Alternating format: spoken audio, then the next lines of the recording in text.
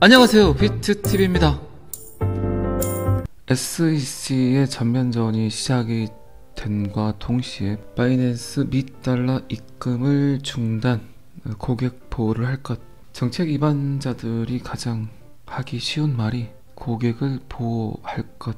그런데 고객을 보호한다는 건 양면성이 있죠. 분명히 이 이야기를 꽤 오래전에 했었다면 충분히 이해할 수 있는 이야기인데, 지금 암호화폐 시장 시총이 얼만데 고객을 보호한다면 이미 돈이 들어간 사람의 돈을 보호하는 걸까요? 아니면 이제 새로운 돈이 들어오는 고객들의 돈을 보호한다는 걸까요? 이 고객 보호 정의가 무엇인지는 어쨌든 아이러니하지만, 바이낸스는 트위터를 통해서 입금을 중단하고 13일부터는 출금도 일시 중단이 된다고 발표를 했습니다. 그런데 참 아이러니하죠. 어제도 제가 이야기 드렸지만 비트코인 가격이 그렇게 움직이지 않고 있습니다. 분명한 건 비트코인 16,500불, 17,500불, 그리고 제가 항상 말씀드리는 22,800불 언저리에서 엄청난 거래량이 나왔고, 충분히 이런 데이터에 의해서 그때 줍줍을 했던 매수자들이 던질만 한데 그들이 던지지 않고 있습니다. 자, 과연 그렇다면 그 언저리에서 매수를 했던 사람들이 누굴까요? 여러분들도 물론 매수를 하신 분도 계시겠지만, 비트코인 68,000불, 64,000불 갔을 때 거래량의 거의 10배가 넘는 바이낸스 비트코인 거래량을 봤을 때 분명히 그 시점에 매수를 했던, 매집을 했던 잣것들은 기관 투자자라고 봐야 되겠죠. 그 기관 투자자들은 여러분들이 생각하는 그런 전통 금융 자본을 이끄는 금융 세력들이겠죠. 저는 오래전부터 그런 생각을 했습니다. 그렇기 때문에 그 돈들이 지금 나오지 않고 있는 걸로 추측이 됩니다. 개미들은 충분히 던지겠죠. 그런데 작년 11월부터 계속됐던 그들의 매집, 2023년 1월까지 매집이 끝났죠. 거의 2개월여 동안 매집을 했던 그 구간에서 비트코인을 줍줍했던 작것들은 개미 투자자, 개인 투자자가 아닌 현대금융, 전통금융을 통해서 돈을 끌어모았던 세력들이 아닐까 싶습니다. 그래서 지금 가격을 비트코인이 버티고 있는 겁니다. 그런데 갑자기 SEC가 왜 이런 바이낸스 공격을 할까요? 여러분들 아시는 분 아시겠지만, 지금 이 기사 보이시죠? 2019년 게리 겐슬러는 바이낸스 고문 역할을 하겠다는 그런 의견 제시가 있었어요. 하지만 그거는 이루어지지 않았고, 그렇더라도 바이낸스 창펑자오와 게리 겐슬러의 사이가 그렇게 나쁘진 않았습니다. 하지만 제 생각은 그래요. 작년 FTX 사태 때 꽤 많은 좋지 않은 루머들이 들끓었죠. 샘 뱅크먼이 뿌려댔던 정치 자금, 그리고 샘 뱅크먼, 게리 겐슬러, MIT 공대, 그런 부분들을 봤을 때, 그리고 게리 겐슬러의 부도덕성, 불공정성, 의회에서도 좀 비난을 받았던 그런 내용들이 있었고, 그런 사건들을 뒤엎을 유일한 회사는 바이낸스였죠. 바이낸스 창펑자오가 FTX를 인수하겠다고 발표를 했었고, 그리고 며칠 만에 그 발표를 뒤집어 버렸죠. 이때 어긋난 것 같아요. 제 생각에는 그때가 이제 작년 11월 정도였죠. 방금 전에 말씀드린 비트코인 가격이 16,000불까지 하락을 했을 때, 그 언저리에서 바이낸스 창펑자오와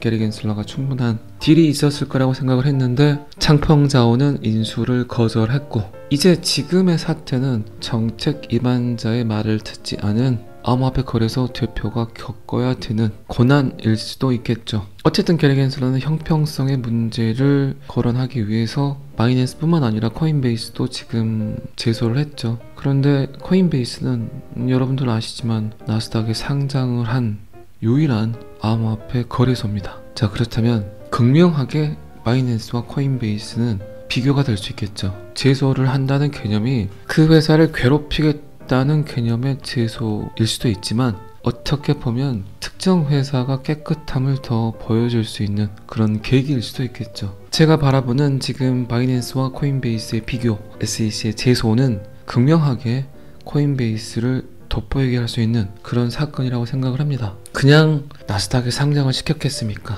아무런 조사 없이 그 상장을 시킨 것도 어쨌든 SEC고 SEC가 가져가야 될 타당성, 코인베이스가 좋지 않은 평판을 갖고 부도덕한 일들을 자행했다고 사건 결과 발표가 나오게 되면 가장 먼저 타격을 받게 될 곳이 또 SEC겠죠. 그러면 바이낸스와 코인베이스를 동시에 두고 바이낸스는 쓰레기다, 그리고 코인베이스는 깨끗하다, 극명하게 수많은 소비자들에게 노출이 될 수 있겠죠. 어쨌든 제가 요새 계속해서 이야기 드리는 내용 중에 하나가, 미국은 돈 관계에 대해서는 굉장히 보수적이다, 메이드 인 USA를 굉장히 선호한다. 그리고 바이낸스는 창펑자오, 중국, 비트코인도 어떻게 보면 중국이 굉장한 영향력을 갖고 있고, 이더리움도 러시아계 캐나다인 비탈리 부테린, 그리고 리플, 코인베이스, 살짝 여러분들도 조금은 그런 관계들을 이해할 수 있지 않을까요? 그리고 암호화폐 시장은 성장을 하려고 하고, 코인베이스 CEO 브라이언 암스트롱도 거의 겁박하다시피 해외로 나가겠다라는 걸 표명을 했고, 리플, 브래드 갈링하우스도 마찬가지고. 그런데 암호화폐 쪽으로 돈이 쏟아질 것 같은데, 이왕이면 미국 입장에서, SEC 입장에서 판을 정리를 해야 된다는 생각을 하겠죠. 세금뿐만 아니라 암호화폐 시장에서 엄청난 돈들이 왔다 갔다 할 건데, 그 꼴을 미국이 그대로 보겠습니까? 제가 여러 번 예측했던 대로 지금 암호화폐 시장이 미국에 의해서 순수 미국계 회사들을 위한 그들의 장난이 아닌가. 그리고 여러분들 아시겠지만 EDXM, 월가에서 준비하고 있는 미국계 암호화폐 거래소, 이런 것들 보면 판때기는 짜여 있겠죠. 어쨌든 소비자들은 불안을 감지하면 이동을 하겠죠. 그게 코인베이스가 됐든 EDXM이 됐든 그렇게 돼야만 미 정부 입장에서도 바이낸스에 구걸하지 않고 충분히 그들이 갖고 갈 수 있는 데이터들을 가져갈 수 있겠죠. 누가 어느 정도의 암호화폐를 보유하고 있는지, 어떤 식의 거래를 하고 있는지, 그들의 개인정보는 어떻게 되는지. 그래야만 또 세금 문제도 걸려있고, 지금 미국이 혈안이 돼 있잖아요. 데이터를 뺏기지 않으려는. 지금은 어쨌든 데이터 전쟁입니다. 그건 틱톡을 보더라도 알 수 있겠죠. 중국발 SNS 틱톡, 그럼으로 인해서 미국인들의 개인정보가 유출이 되고 있다. 이런저런 상황들을 보게 되면 어쨌든 미국은 리플과 코인베이스, 결국 이 두 마리 토끼를 잡을 겁니다. 그리고 중국의 중자만 들어가는 곳들, 러시아의 러자만 들어가는 곳도 위험해질 수 있겠죠. 지금 암호화폐 시장은 참 다양하다고 할까요? 미래 예측을 하기가 굉장히 힘들죠. 거의 2년 전, 3년 전 미래 예측을 했던 수많은 인플루언서들 다 그냥 모질이가 됐죠. 그들의 예측들이 모두 틀렸기 때문에. 그 부분에 대해서는 이더리움도 마찬가지고 비트코인도 마찬가지고. 그래서 지금 저도 영상을 통해서 여러분들께 이야기를 드리고 있지만, 그동안 봐왔던 충분한 데이터들, 그리고 지금 세상이 돌아가는 그런 환경들을 잘 인식하고 파악해야만이 가까운 미래라도 예측할 수 있지 않을까요? 방금 전에도 말씀드렸지만 어쨌든 미국은 미국계 회사를 키울 겁니다. 그게 정답이겠죠. 그리고 지금 챗 GPT, 오픈 AI 굉장히 말들이 많죠. 그제 제가 뉴스를 보니까 챗 GPT가 몰래 갖고 가는 데이터들, 이제 문제가 심각해질 수 있습니다. 이 부분에 대해서는 제가 거의 몇 개월 전부터 이야기를 드렸죠. 분명히 디지털 안에 올라온 모든 데이터들은 NFT화가 돼야 된다. 소유권 저작권에 대한 가치가 부여돼야 된다. 그리고 챗 GPT 또한 그런 데이터를 끌어올 때 그만큼의 보상이 이루어진 후에 그 데이터를, 그 정보를 끌어와야 된다고 이야기를 드렸는데, 그제 보니까 만화가 이은세 씨가 나와서 심각하다는 표현을 하더라고요. 그래서 인터넷, 디지털 안에서의 데이터 위변조가 굉장히 중요합니다. 여러분들이 올린 사진 한 장, 영상 한 장, 굉장히 중요한 가치들입니다. 그런데 그런 것들을 업으로 사용하고 있는 만화가, 일러스트 작가들, 이런 분들에게는 꽤 심각하게 다가올 수 있겠죠. 어쨌든 인간이 만드는 것보다 이제 챗 GPT가 훨씬 더 밀도 있게, 어쩌면 특정 작가의 정신세계까지 파악을 해서 그림을 그려내는데, 거기에 대한 저작권을 지불하지 않고 챗 GPT가 무작위로 자료를, 정보를 가져와 버린다면 더 이상 인터넷이란 공간 안에 그 어떤 크리에이터, 창작자가 본인의 데이터를 업로드 하겠습니까? 요것 또한 제가 몇 개월 전에 이야기를 드린 거예요. 그런데 지금 또 그런 것들이 현실화가 되어 가고 있습니다. 어쨌든 비트TV가 생각하는 미래 예측들이 조금씩 맞아 들어가는 것 같고, NFT의 필요성 굉장히 이제 수많은 창작자들에게 필요하다고 생각을 합니다. 그건 뭐 음원도 마찬가지겠죠. 인공지능이 만들어낸 음원이 지금은 저작권에 걸리지 않지만 그 자료의 출처는 어쨌든 지금까지 순수하게 음원을 제작했던 수많은 창작자들의 데이터에 표본해서 발췌를 하기 때문에 저작권이 없는 깨끗한 음원이라고 표현을 하지만 그 창작을 하게끔 했던 가장 본질적인 데이터의 정보 이용료를 제공해야 되는 게 맞겠죠. 그래서 제가 NFT 그리고 암호화폐 그리고 XRP 이야기를 하는 겁니다. 그런 거래들이 하루에도 수천만 건이 이루어질 건데 누가 진짜 원작자인지를 찾지 못한다면, 그리고 그 자료가 위변조가 돼버린다면 꽤 심각해지겠죠. 그러니까 비트코인 블록체인이 14년 동안 단 한 번의 해킹 그리고 단 한 번의 데이터의 위변조가 되지 않았던 그 가치가 굉장히 큰 겁니다. 그리고 이제 하루에도 수천만 건의 이런 거래가 이루어질 건데 그거를 전통 금융 시스템에서 그 복잡하고 미묘한 에스크로를 처리할 수 있다고요? AI가 NFT화된 어떤 데이터를 가져올 때 그 데이터에 대한 정보 이용료를 5,000원을 주겠습니까? 10,000원을 주겠습니까? 결국 제가 생각하는 가치는 5원, 10원, 7원 정도인데 전통 금융 시스템에서 8원을 지급하기 위해서 그들이 갖고 있는 시스템을 굴린다고요? 배보다 배꼽이 더 크겠죠. 500원에서 1,000원 되는 수수료를 지불한다고요? NFT의 프로토콜은 누가 해결을 하냐? 어쩔 수 없이 암호화폐가 해결하겠지만 그 일을 과연 누가 할 수 있냐가 굉장히 중요하겠죠. 엄청난 거래량 그리고 데이터가 이동을 하는데 그 에스크로를 모두 처리할 수 있는 능력, 그리고 결코 간과해서는 안 될 거래 수수료. 그래서 자꾸 미래경제학자, 이코노미스트 그리고 비트TV까지 XRP를 하는 겁니다. 전 세계 디지털 안에서 거래되는 모든 것들을 처리할 수 있는 그놈은 비트코인이 아니고 이더리움이 아니고 신한은행이 아니고 농협이 아닙니다.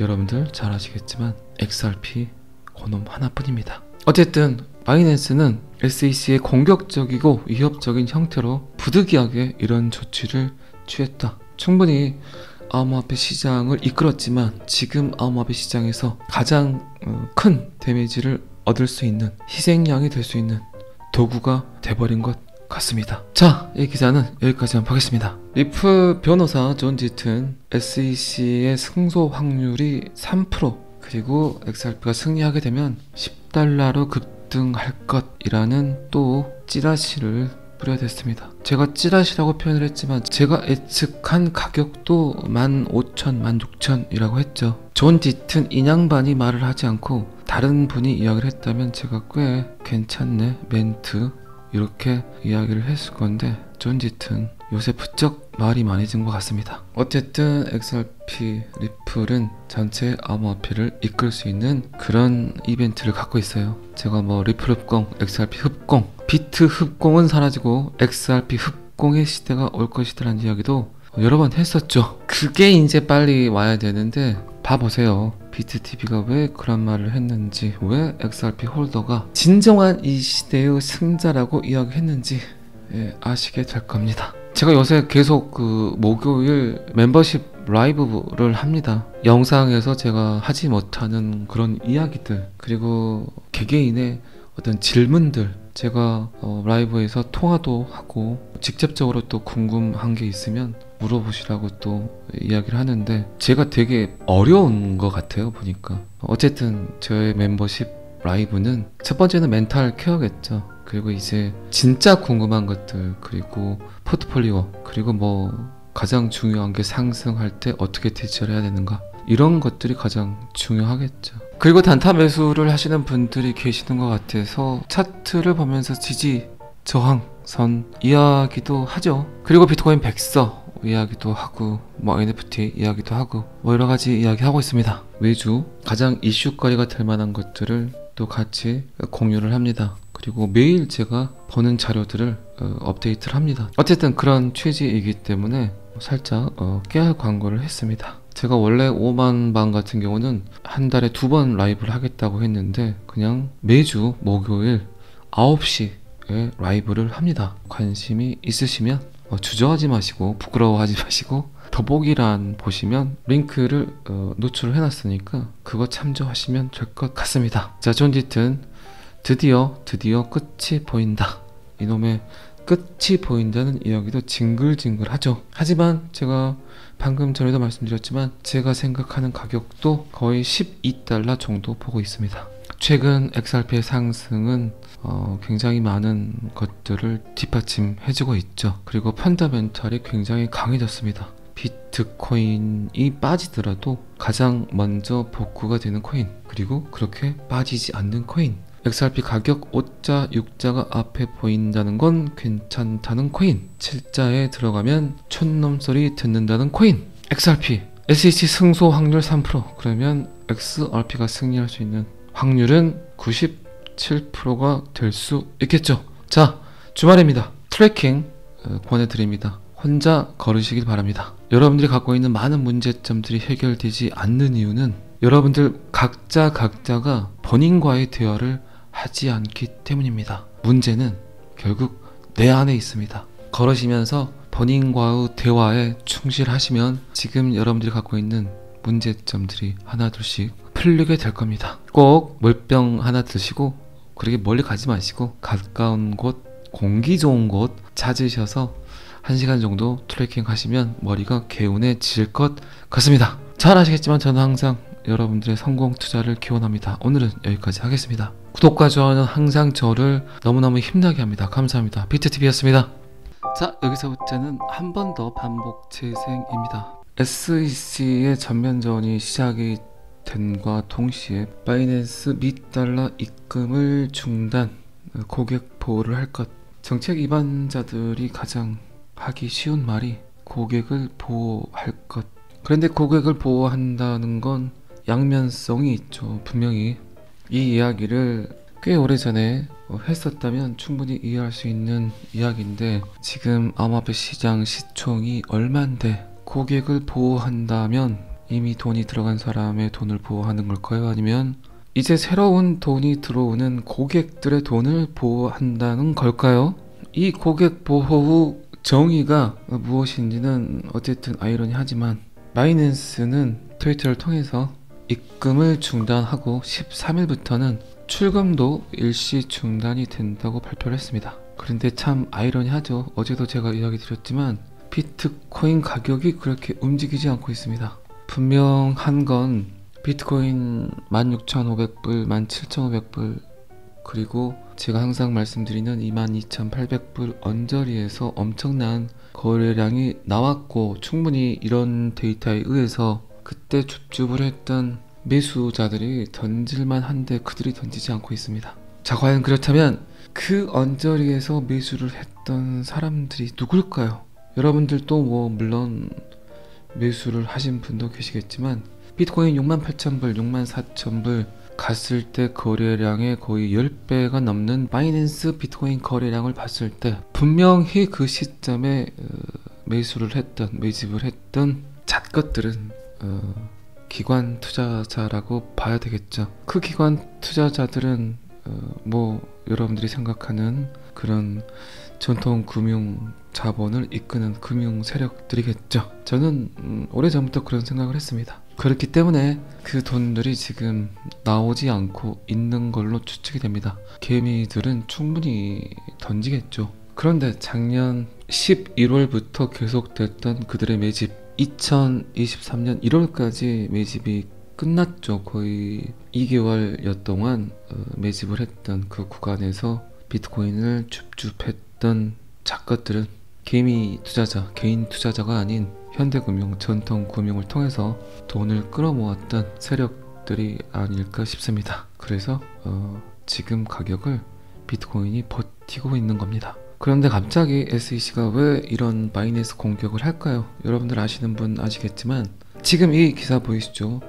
2019년 게리 겐슬러는 바이낸스 고문 역할을 하겠다는 그런 의견 제시가 있었어요. 하지만 그거는 이루어지지 않았고 그렇더라도 바이낸스 창펑자오와 게리 겐슬러의 사이가 그렇게 나쁘진 않았습니다. 하지만 제 생각은 그래요. 작년 FTX 사태 때 꽤 많은 좋지 않은 루머들이 들끓었죠. 샘 뱅크먼이 뿌려댔던 정치 자금, 그리고 샘 뱅크먼, 게리 겐슬러, MIT 공대, 그런 부분들을 봤을 때, 그리고 게리 겐슬러의 부도덕성, 불공정성, 의회에서도 좀 비난을 받았던 그런 내용들이 있었고, 그런 사건들을 뒤엎을 유일한 회사는 바이낸스였죠. 바이낸스 창펑자오가 FTX를 인수하겠다고 발표를 했었고, 그리고 며칠 만에 그 발표를 뒤집어 버렸죠. 이때 어긋난 것 같아요. 제 생각에는 그때가 이제 작년 11월 정도였죠. 방금 전에 말씀드린 비트코인 가격이 16,000불까지 하락을 했을 때,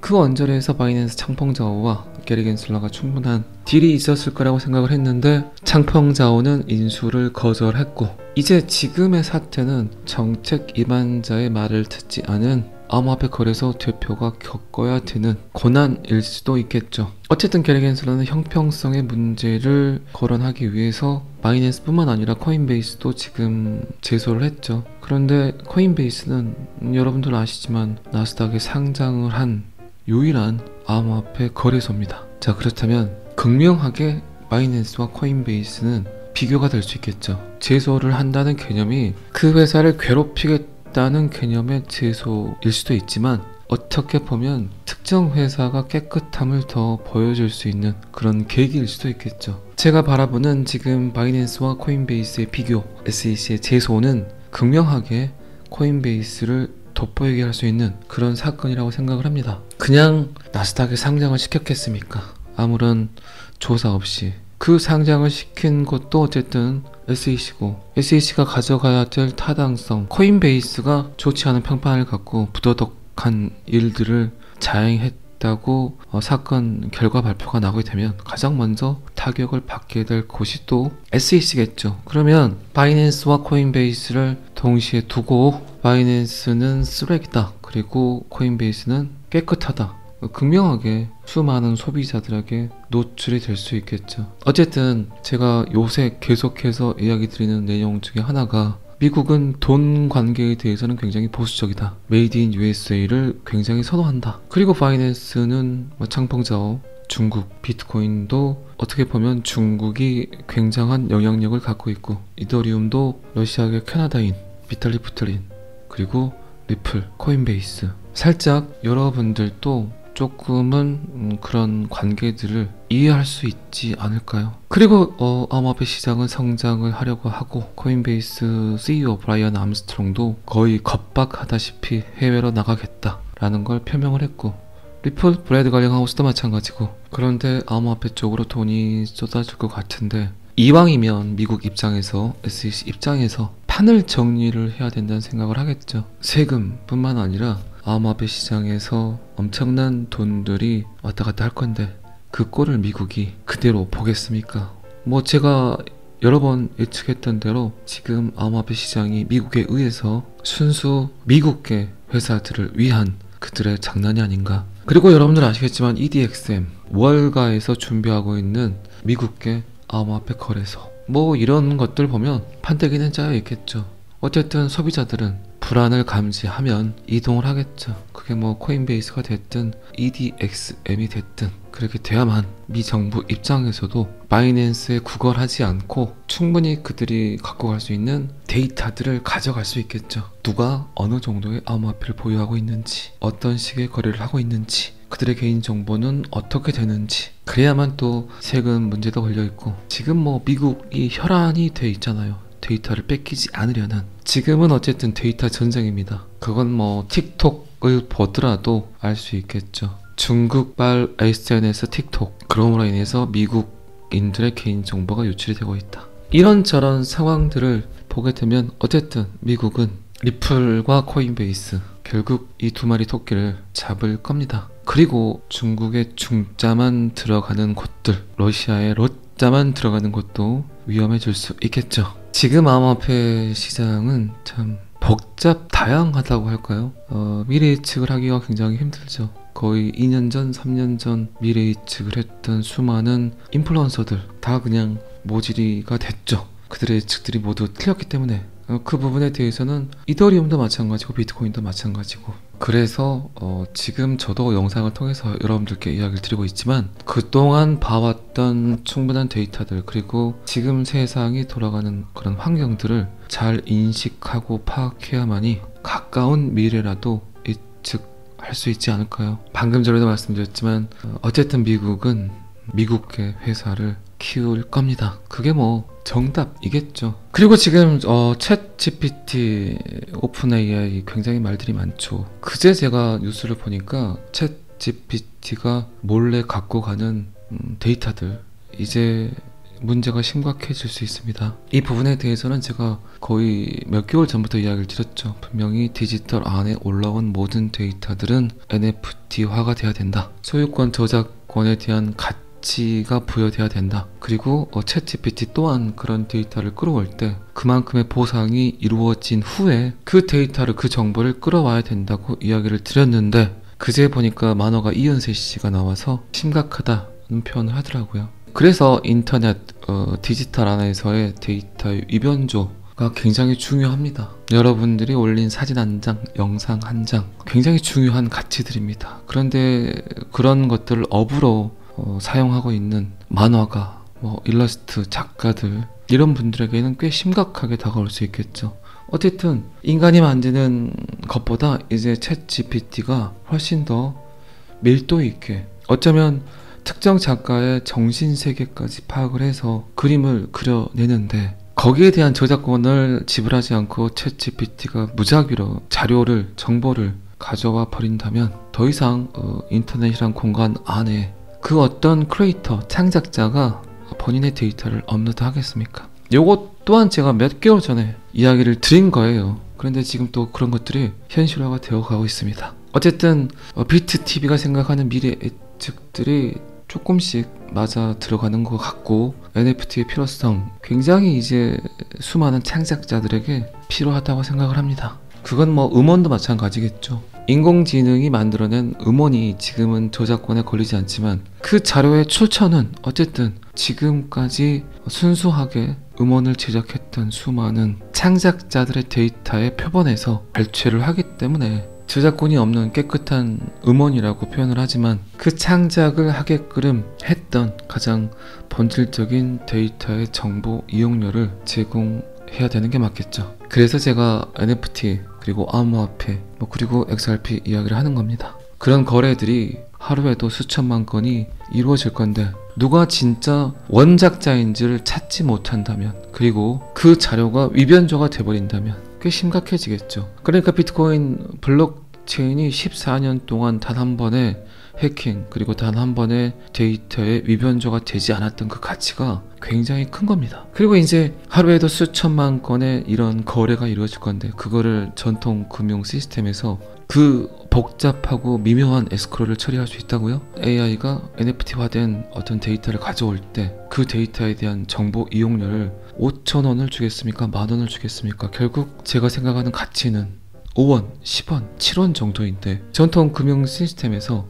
8원을 지급하기 위해서 그들이 갖고 있는 시스템을 굴린다고요? 배보다 배꼽이 더 크겠죠. 500원에서 1,000원 되는 수수료를 지불한다고요? NFT의 프로토콜은 누가 해결을 하냐? 어쩔 수 없이 암호화폐가 해결하겠지만 그 일을 과연 누가 할 수 있냐가 굉장히 중요하겠죠. 엄청난 거래량, 그리고 데이터가 이동을 하는데 그 에스크로를 모두 처리할 수 있는 능력, 그리고 결코 간과해서는 안 될 거래 수수료. 그래서 자꾸 미래경제학자, 이코노미스트, 그리고 비트TV까지 XRP를 하는 겁니다. 전 세계 디지털 안에서 거래되는 모든 것들을 처리할 수 있는 그놈은 비트코인이 아니고, 이더리움이 아니고, 신한은행이 아니고, 농협이 아닙니다.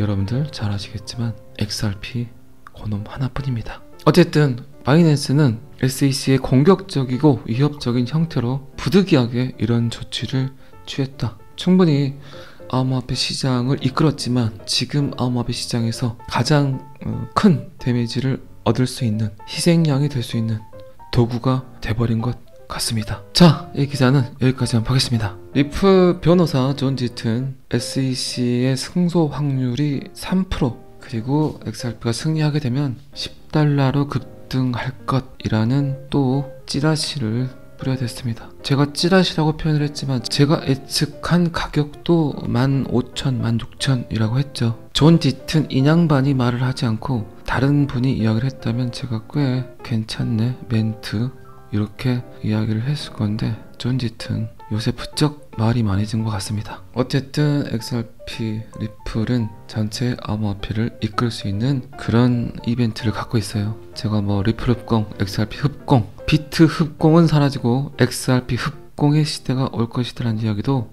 여러 번 했었죠. 그게 이제 빨리 와야 되는데 봐보세요. 비트TV가 왜 그런 말을 했는지, 왜 XRP 홀더가 진정한 이 시대의 승자라고 이야기했는지 아시게 될 겁니다. 제가 요새 계속 그 목요일 멤버십 라이브를 합니다. 영상에서 제가 하지 못하는 그런 이야기들, 그리고 개개인의 어떤 질문들, 제가 라이브에서 통화도 하고 직접적으로 또 궁금한 게 있으면 물어보시라고 또 이야기를 하는데 제가 되게 어려운 것 같아요 보니까. 어쨌든 저의 멤버십 라이브는 첫 번째는 멘탈 케어겠죠. 그리고 이제 진짜 궁금한 것들, 그리고 포트폴리오, 그리고 뭐 가장 중요한 게 상승할 때 어떻게 대처를 해야 되는가, 이런 것들이 가장 중요하겠죠. 그리고 단타 매수를 하시는 분들이 계시는 것 같아서 차트를 보면서 지지 저항선 이야기도 하죠. 그리고 비트코인 백서 이야기도 하고 뭐 NFT 이야기도 하고 뭐 여러가지 이야기 하고 있습니다. 매주 가장 이슈거리가 될 만한 것들을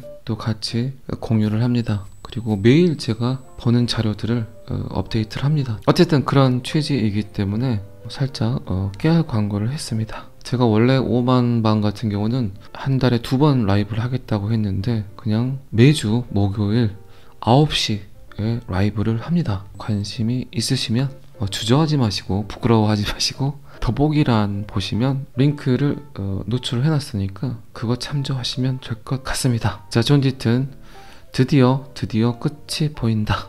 이놈의 끝이 보인다는 이야기도 징글징글하죠. 하지만 제가 방금 전에도 말씀드렸지만 제가 생각하는 가격도 거의 12달러 정도 보고 있습니다. 최근 XRP의 상승은 굉장히 많은 것들을 뒷받침해주고 있죠. 그리고 펀더멘탈이 굉장히 강해졌습니다. 비트코인이 빠지더라도 가장 먼저 복구가 되는 코인, 그리고 그렇게 빠지지 않는 코인, XRP 가격 5자, 6자가 앞에 보인다는 건 괜찮다는 코인, 7자에 들어가면 촌놈 소리 듣는다는 코인, XRP, SEC 승소 확률 3%, 그러면 XRP가 승리할 수 있는 확률은 97%가 될 수 있겠죠. 자, 주말입니다. 트래킹 권해드립니다. 혼자 걸으시길 바랍니다. 여러분들이 갖고 있는 많은 문제점들이 해결되지 않는 이유는 여러분들 각자가 본인과의 대화를 하지 않기 때문입니다. 문제는 결국 내 안에 있습니다. 걸으시면서 본인과의 대화에 충실하시면 지금 여러분들이 갖고 있는 문제점들이 하나둘씩 풀리게 될 겁니다. 꼭 물병 하나 드시고, 그렇게 멀리 가지 마시고 가까운 곳, 공기 좋은 곳 찾으셔서 1시간 정도 트레킹 하시면 머리가 개운해질 것 같습니다. 잘 아시겠지만 저는 항상 여러분들의 성공 투자를 기원합니다. 오늘은 여기까지 하겠습니다. 구독과 좋아요는 항상 저를 너무너무 힘나게 합니다. 감사합니다. 비트TV였습니다.